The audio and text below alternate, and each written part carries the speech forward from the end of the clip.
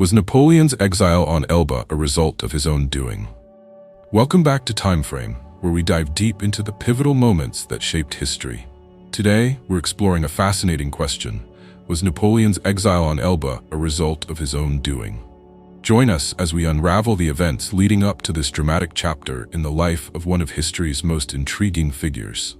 Napoleon Bonaparte, a name synonymous with ambition and military genius, found himself exiled to the small island of Elba in the year 1815.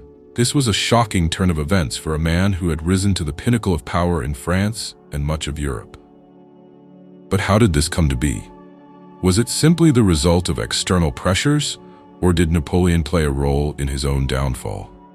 To understand this, we need to rewind to the early years of Napoleon's reign. After a series of stunning military victories, he crowned himself Emperor of the French. However, with great power came great responsibility and great enemies.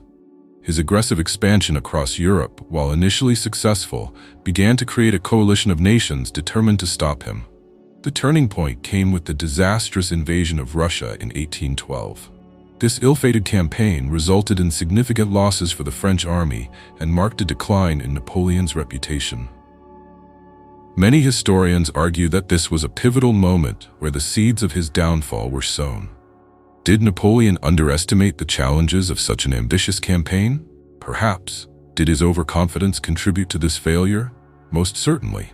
Following the Russian campaign, the tide began to turn against Napoleon. A coalition of nations, including Britain, Russia, Austria, and Prussia, united to challenge his rule. The Battle of Leipzig, often referred to as the Battle of Nations, in 1813 was a crushing defeat for Napoleon and solidified the resolve of his enemies.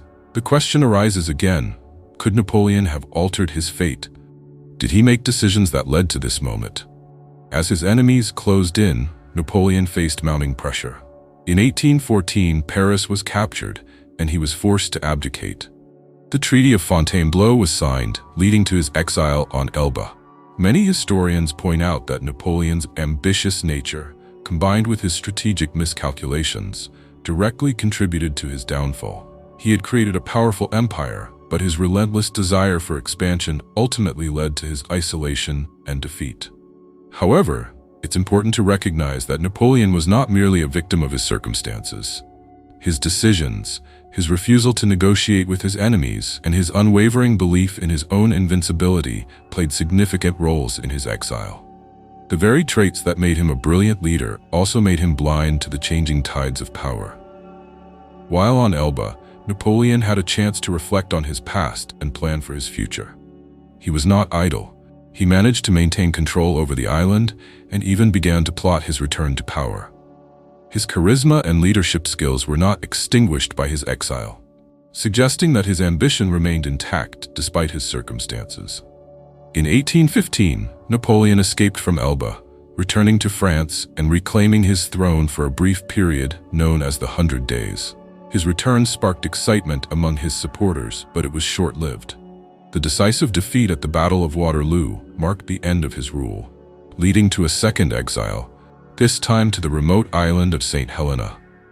In conclusion, while external factors played a significant role in Napoleon's exile on Elba, it is clear that his own actions and decisions significantly contributed to his downfall. His ambition, military strategies, and refusal to adapt ultimately led him to a fate he could have possibly avoided. Thank you for joining us on this journey through history. If you enjoyed this video, please give it a thumbs up and consider subscribing to TimeFrame for more captivating stories from the past. Your support helps us continue to bring you engaging content.